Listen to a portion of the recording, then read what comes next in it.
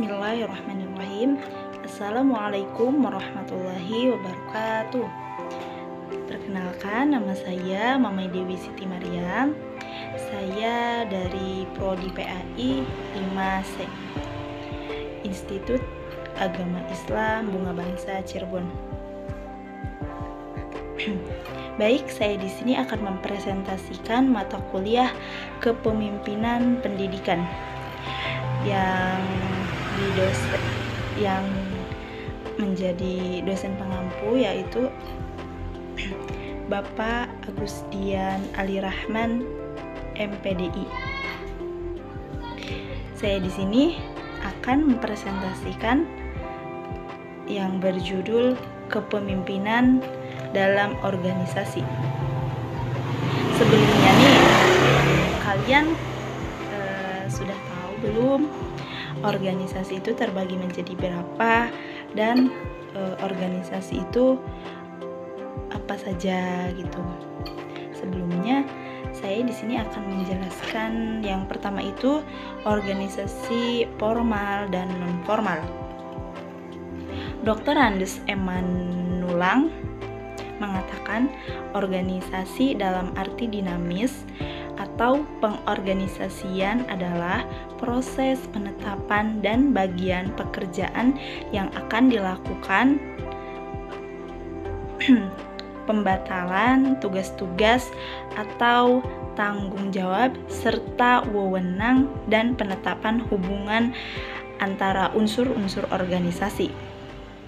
Adapun unsur-unsur organisasi adalah yang pertama ada manusia, yang kedua tempat kedudukan, yang ketiga tujuan, yang keempat pekerjaan, yang kelima struktur, yang keenam teknologi atau unsur teknis, dan yang terakhir itu lingkungan.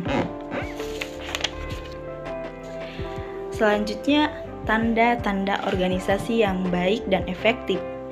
Yang pertama, tujuan organisasi itu harus jelas dan realistis. Yang selanjutnya, yang kedua, pembagian kerja dan hubungan pekerjaan antara struktur-struktur, subsistem-subsistem atau bagian yang lainnya itu harus baik dan jelas. Yang selanjutnya, yang ketiga, yaitu organisasi itu harus menjadi alat dan wadah yang efektif dalam mencapai tujuan. Adapun ada dua organisasi ini yang tadi saya dijelaskan sebelumnya. Organisasi itu ada organisasi formal dan organisasi non formal. Yang pertama, organisasi formal yaitu organisasi yang dengan sengaja direncanakan dan strukturnya secara tegas. Yang kedua, organisasi informal atau non-formal. Organisasi informal ini keberadaannya tidak direncanakan, tetapi terjadi secara otomatis karena hubungan antara perseorangan pada sesama anggota organisasi formal.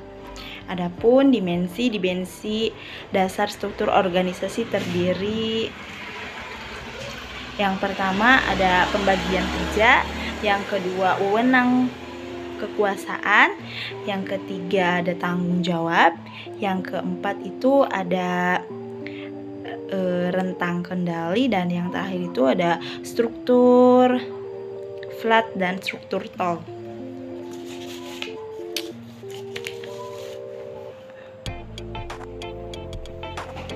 Selanjutnya ada kepemimpinan dan gaya kepemimpinan.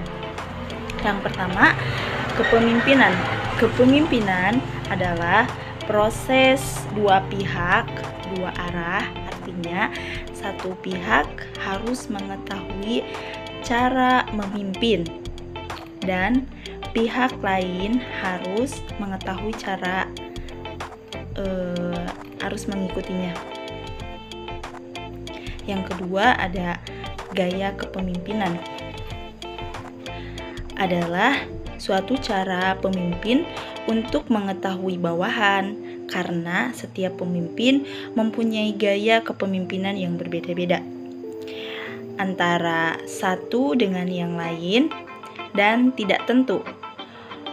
Suatu gaya kepemimpinan lebih baik atau lebih jelek dan kepemimpinan lainnya. Selanjutnya ada metode, tipe, jenis kepemimpinan. Dalam organisasi, pemimpin dibagi menjadi tiga bagian. Baik, saya di sini akan melanjutkan yang tadi kita bahas. Dalam organisasi pemimpin terbagi menjadi tiga bagian. Yang pertama itu ada manajer puncak, yang kedua ada manajer menengah, dan yang ketiga ada manajer bawahan. Selanjutnya ada kepemimpinan formal dan kepemimpinan non formal. Kepemimpinan formal adalah kepemimpinan yang resmi yang ada pada diangkat dalam jabatan kepemimpinan. Selanjutnya, kepemimpinan non formal adalah atau informal, sering juga disebut dengan istilah headship atau kepemimpinan informal, tidak didasarkan pada pengangkatan. Jenis kepemimpinan ini tidak terlihat pada struktur organisasi.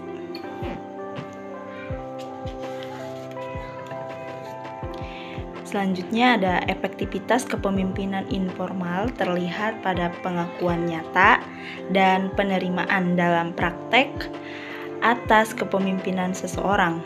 Biasanya kepemimpinan informal didasarkan pada beberapa kriteria, diantaranya kemampuan memikat hati orang lain, kemampuan dalam membina hubungan yang sesuai dengan orang lain, kemudian penguasaan atas makna tujuan organisasi yang hendak dicapai.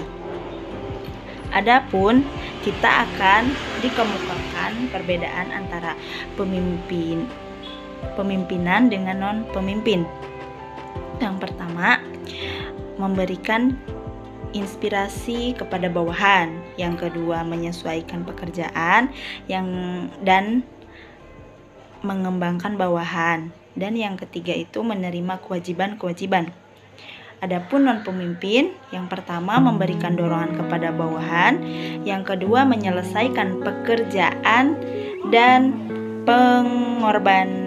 mengorbankan bawahan, yang ketiga menanamkan perasaan takut pada bawahan dan memberikan ancaman.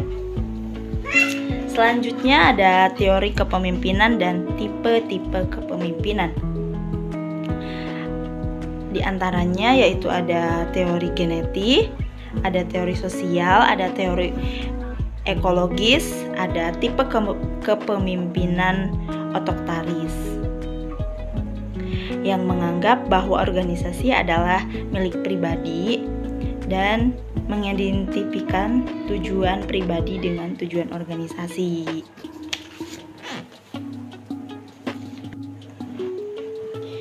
Adapun syarat-syarat menjadi pemimpin yang baik, diantaranya yang pertama itu pendidikan umum yang luas, yang kedua rasa ingin tahunya atau memiliki rasa ingin tahu, sederhana, berani. Yang ketiga, mempunyai naluri untuk prioritas. Yang keempat, memiliki daya ingat yang kuat. Dan yang kelima, berani. Sekian pembahasan dari saya, kurang lebihnya saya mohon maaf. Saya akhiri, wabillahi taufiq wal hidayah. Wassalamualaikum warahmatullahi wabarakatuh.